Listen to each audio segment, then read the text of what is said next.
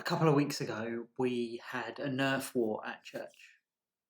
For the uninitiated, Nerf is a company that makes guns which fire these little foam darts up to about 50 feet away.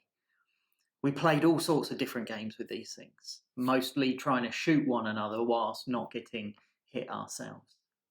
And at one point, I found myself laying down behind an overturned table with 5 Nerf guns at my fingertips, and each of them had 6 darts loaded and ready to go, and there were spare darts all around me. And yet it didn't do me any good. An arcing shot from across the room still took me out.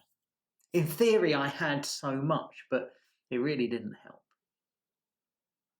The Bible has a lot to say, not about Nerf, but about the proper distribution of wealth, about what we should expect when we have much and what we should expect when we have little. I guess if I'd shared some of those Nerf guns or darts with my teammates, we might have all survived a little longer. Okay, I promise I'm done with the tenuous story connection, because what I really want to talk about is feeding the hungry. Yeah, I know. Let me read to you one of my favourite passages from Isaiah. Here God is telling his people off for going through the motions of religious fasting, whilst at the same time exploiting others. He says that what they've been doing is all for show, and he hates it. He offers them an alternative, what he expects from them. He says this: "Is not this the kind of fasting I have chosen? To loose the chains of injustice and untie the cords of the yoke, to set the oppressed free and break every yoke? Is it not to share your food with the hungry and to provide the poor wanderer with shelter? When you see the naked, to clothe them and not to turn away from your own flesh and blood? Then your light will break forth like the dawn and your healing will quickly appear. Then your righteousness will go before you and the glory of the Lord will be your rearguard. Then you will call and the Lord will answer. You will cry for help and he will say, 'Here I am.'"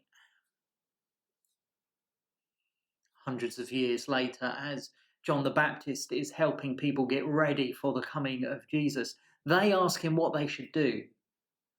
John answers, "Anyone who has 2 shirts should share with the one who has none, and anyone who has food should do the same."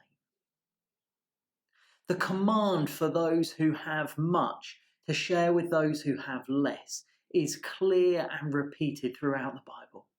That those with wealth should share with those in poverty, that the hungry should be fed. Hunger is not part of the kingdom of God, and we are called to help bring his kingdom. You know, there are currently well over 2,500 food banks in this country, and last year they gave out over 2.2 million food parcels that would last a household for 3 days. In October last year, 1 in every 10 households in the UK used a food bank. It breaks my heart that this should be the case. It seems absurd to me that this is happening at the same time as the number of millionaires in the world is at an all-time record high. And as Christians, we need to model and fight for a better way, a better distribution of what we have. This week at church, we are taking up a special collection of food and toiletries for the Bay Food Bank, which serves our local community. And I'd encourage you, if you can, if you're coming to worship on Sunday, to bring something with you that can be shared. And if you're in need, if you are struggling to feed those in your home or to keep the heating on, then please do let us know so that we can help you to access warm spaces and food to eat. And if you want to donate directly to the Bay Food Bank or to find out more about its work, you can by visiting their website, which is thebayfoodbank.org.uk.